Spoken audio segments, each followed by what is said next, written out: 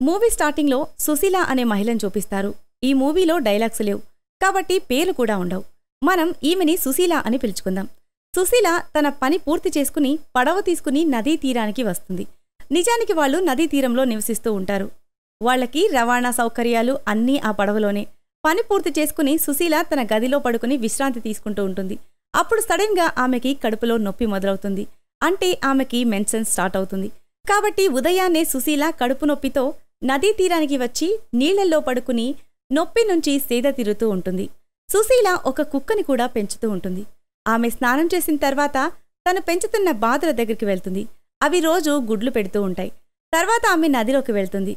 నది మధ్యలో దిగి నత్తగవ్వలు పట్టుకుంటుంది, వాటితో కూర వండటానికి. నెక్స్ట్ సీన్లో సుశీల భర్తను చూపిస్తారు. అతను కూడా చిన్నపాటి పనులు చేస్తూ జీవనం కొనసాగిస్తూ ఉంటాడు. చేపలు పట్టడం, కొబ్బరి బోండాలు, చెట్ల నుంచి మత్తు పానీయాలు తీసి అమ్మడం ఇలాంటివి చేస్తూ ఉంటాడు. ఇంకోవైపు సుశీల నత్తను తీసుకొచ్చి వండుతూ ఉంటుంది. అప్పుడే ఇంటికొచ్చిన ఆమె భర్తకు సుశీలకి మెన్షన్ వచ్చిందని బయట ఆరేసిన ఆమె బట్టలను చూసి అర్థమవుతుంది. సుశీల వంట చేసి వండిన కూరని కవర్స్లో ప్యాక్ చేస్తుంది. అన్నింటినీ ఒక బుట్టలో వేసుకుంటుంది. ఆమె భర్త కూడా అక్కడే ఉంటాడు. సుశీల వైపు అదోలా చూస్తూ ఉంటాడు. బుట్ట ఎత్తుకుని వెళ్తున్న భార్యని ఇంట్లోకి లాక్కెళ్తాడు. అప్పుడు ఆమె తల మీద ఉన్న బుట్ట కింద పడిపోతుంది. సుశీల భర్త ఆమెని బలాత్కారం చేయాలి అనుకుంటాడు. సుశీల తనకి మెన్సెన్స్ అని చెప్పినా కూడా పట్టించుకోకుండా బలవంతంగా తన కోరిక తీర్చుకుంటాడు. ఆ తర్వాత సుశీల నదీ తీరానికి వెళ్లి జనాలకి భోజనం ప్యాకెట్స్ అమ్ముతూ ఉంటుంది. అంటే నదిలో చేపలు పట్టేవాళ్లు చాలా మంది భోజనం కొనుగోలు చేస్తూ ఉంటారు. సుశీల తీసుకొచ్చిన బాతుగుడ్లు కూడా పగిలిపోయి ఉంటాయి. ఆమె భర్త బుట్ట కింద పడేయడం వల్ల ఆ గుడ్లు పగిలిపోయాయి. చేసేదేమీ లేక సుశీల ఆ పగిలిన గుడ్లు నదిలో పాడేస్తుంది. తర్వాత సుశీల తన తండ్రి దగ్గరికి వెళ్తుంది. సుశీల తండ్రిని తట్టి లేపి భోజనం పెడుతుంది. ప్రతిరోజు రాత్రి ఇంటికి తిరిగి రాగానే మళ్లీ వాళ్ల ఇద్దరికీ వంట చేస్తుంది. అయితే విచిత్రం ఏంటంటే వాళ్ళిద్దరూ కలిసి భోజనం చేయరు. సుశీల ఒక మూల నుండి ఆమె భర్త మరో మూలన కూర్చుని భోంచేస్తూ ఉంటాడు. భోజనం చేసిన తర్వాత సుశీల నేల మీద పడుకుంటుంది. ఆమె భర్త పైన పడుకుని ఉంటాడు. కొంచెంసేపు తర్వాత సుశీల భర్త ఆమె దగ్గరికి వెళ్తాడు. మళ్లీ ఆమెతో శారీరకంగా కలవాలని సుశీలని ఇబ్బంది పెడుతూ ఉంటాడు. సుశీల అప్పుడు లాంతర తీసుకుని బయటికొచ్చేస్తుంది. నదీ ఒడ్డున వెళ్లి కూర్చుంటుంది. అక్కడ కూర్చుని సుశీల తన ఫ్రెండ్ మధు గురించి ఆలోచిస్తూ ఉంటుంది. సుశీల పెళ్లి కాకముందు మధుతో చాలా సంతోషంగా గడిపేది. ఇద్దరూ ఎక్కువ సమయం కలిసి గడిపేవాళ్లు. సుశీల ఇప్పుడు అవన్నీ మిస్ అవుతున్నా అని ఫీల్ అవుతుంది. సుశీల జీవితం రొటీన్గా సాగిపోతూ ఉంటుంది. నత్తలు పట్టుకుని వండటం, బాతుగుడ్లు షాప్లో అమ్మడం ద్వారా వచ్చిన డబ్బుతో జీవనం సాగిస్తూ ఉంటుంది. తర్వాత రోజు సుశీల తన తండ్రి దగ్గరికి వెళ్లి భోజనమిచ్చి కొంచెంసేపు అక్కడే కూర్చుని ఉంటుంది. చూపులు తప్ప మాటల్లేవు కాబట్టి సుశీల కొంచెంసేపు తర్వాత అక్కడి నుంచి వెళ్ళిపోతుంది. పడవలో సుశీల ఒక ప్లేస్కి వెళ్తుంది. అక్కడున్న ఇంటిని చూసిన సుశీలకి కొన్ని సంవత్సరాల ముందు జరిగిన సీన్ గుర్తొస్తుంది. అప్పుడు సుశీల, మధు ఇద్దరూ అక్కడే ఆడుకుంటూ ఉండేవాళ్లు. చాలాసేపు ఆడుకున్న తర్వాత వాళ్లు అలసిపోతారు. అలా అలసిపోయిన వాళ్ల మధ్య ఏదో అలజడి మొదలవుతుంది. సుశీల మధుకి చాలా దగ్గరగా వస్తుంది. మధు సుశీలని టచ్ చేస్తుంది. ఇంతకు ముందెప్పుడు మధు ఇలా తాకలేదు. సుశీల కూడా మధుని అడ్డుకోదు. మధు స్పర్శని ఎంజాయ్ చేస్తుంది. మధు గుర్తు రాగానే సుశీల ఇంటికి వచ్చి తన ట్రంక్ పెట్ట ఓపెన్ చేసి అందులో ఉన్న మధు ఫోటో చూస్తుంది. ప్రతిరోజు సుశీల పని వల్ల ఆలస్యంగా భోజనం చేస్తూ ఉంటుంది.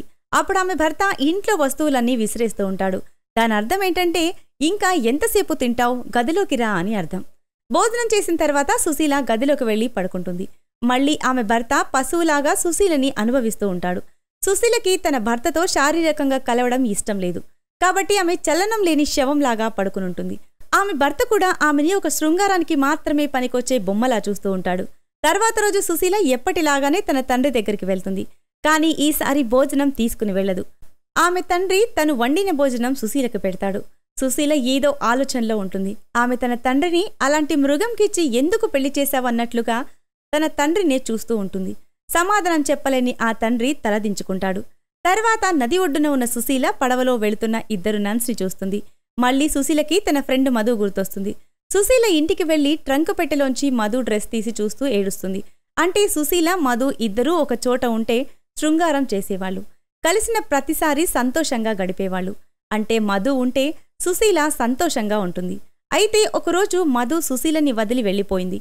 ప్రజెంట్ సుశీల ఇంకా నా జీవితం ఇంతేనా, నా తలరాత మారదా, నేను ఈ శాడిస్ట్ భర్తతో నరకం అనుభవించక తప్పదా, మధు మళ్లీ నా జీవితంలోకి తిరిగి రాదా అని అనుకుంటూ ఉంటుంది. చాలాసేపు ఆలోచించిన తర్వాత సుశీల తన భర్తకు చెప్పకుండా బస్సెక్కి ఎక్కడికో వెళ్ళిపోతుంది. అయితే సుశీల వెళ్ళింది ఎక్కడికో కాదు, మధు దగ్గరికి. ఇప్పుడు మధు నన్గా మారిపోయి ఉంటుంది. అందుకే ఆమె సుశీలని వదిలేసి వచ్చింది. మధు తన జీవితం దేవుడికి అంకితం చేసింది. చాలా సంవత్సరాల తర్వాత సుశీలని చూసి మధు సంతోషం పట్టలేకపోతుంది. సుశీల కూడా తన బాధంతా మర్చిపోతుంది. మధుని కౌగులించుకోవాలని అనుకుంటుంది. కానీ మధు సుశీలని ఆపి దూరంగా నిలబెడుతుంది. ఎందుకంటే ఇప్పుడు మధు నన్గా మారింది కాబట్టి. కొంచెంసేపు తర్వాత నన్స్ అందరూ భోజనం చేస్తూ ఉంటారు. సుశీల కూడా వాళ్లతో పాటు కూర్చుని భోజనం చేస్తుంది. మరోవైపు సుశీల భర్త ఆమె కోసం ఎదురు చూస్తూ ఉంటాడు. ఎందుకంటే ఆమె భోజనం సమయానికి ఇంటికి తిరిగి వచ్చేది. చీకటి పడినా కూడా సుశీల ఇంటికి రాలేదు. ఇంట్లో భోజనం లేకపోయేసరికి ఆమె భర్త ఇంట్లో ఉన్న సామాన్లన్నీ విసిరి కొడుతూ ఉంటాడు. ఇంకోవైపు సుశీల మధు వేరే వేరే గదుల్లో పడుకునుంటారు. ఇద్దరికీ నిద్ర పట్టదు. ఇన్ని సంవత్సరాల తర్వాత సుశీల ఎందుకొచ్చింది అని ఆలోచిస్తూ ఉంటుంది.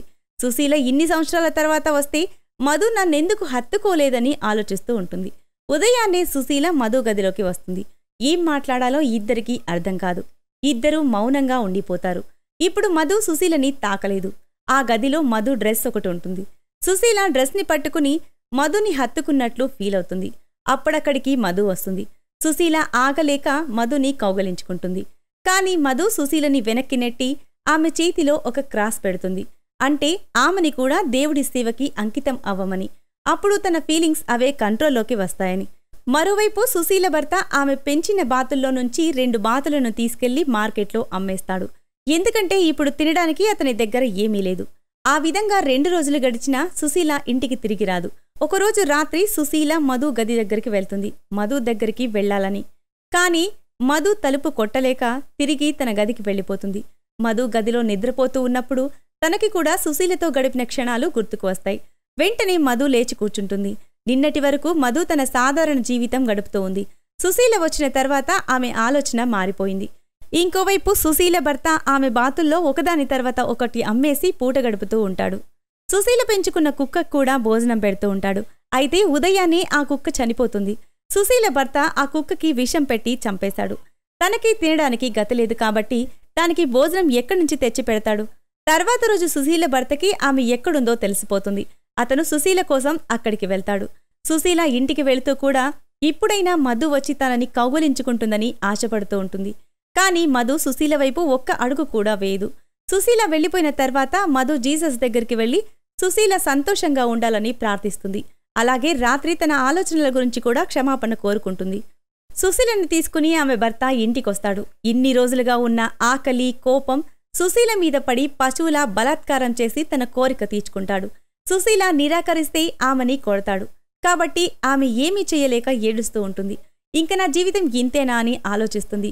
ఉదయాన్నే సుశీల తన బాతుల దగ్గరికి వస్తుంది. అక్కడ ఒక్క బాతు కూడా కనిపించదు. బాతులన్నింటినీ ఆమె భర్త అమ్మేసుకున్నాడు. సుశీల నిరాశతో నది ఒడ్డుకు వెళ్లి బాధపడుతూ కూర్చుంటుంది. కొంచెంసేపు తర్వాత మధు అక్కడికొస్తుంది. మధు సుశీలని తాకగానే సుశీల మధుని కౌగులించుకుని ఏడుస్తూ ఉంటుంది. అయితే ఈసారి మధు సుశీలని వెనక్కి నెట్టదు. తను కూడా సుశీలని కౌగులించుకుంటుంది. తర్వాత మధు సుశీలని తన పడవలో నది మధ్యలోనికి తీసుకుని వెళ్తుంది. అక్కడ ఇద్దరూ శారీరకంగా ఒక్కటవుతారు. సుశీల భర్త ఆమెని ఎప్పుడూ ప్రేమగా చూడలేదు. సుఖమిచ్చి బొమ్మగా చూశాడు. శారీరకంగా, మానసికంగా హింసించడం ఆమెని ఎంతగానో బాధించింది. మనిషి జీవితంలో ఎన్ని బాధలు, సమస్యలు, ఇబ్బందులు ఉన్నా కూడా ఒక చిన్న సంతోషం వల్ల అన్నీ మర్చిపోయి సంతోషంగా గడపగలరు. సుశీల విషయంలో కూడా అదే జరిగింది. సుశీల విషయంలో మధు కూడా అంతే.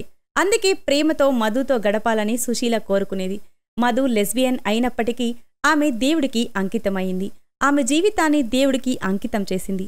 అయినా కూడా తన ఫ్రెండ్ సుశీల కోసం ఆమె మళ్లీ తిరిగొచ్చింది. సుశీల మనసులో ఉన్న బాధని తొలగించింది.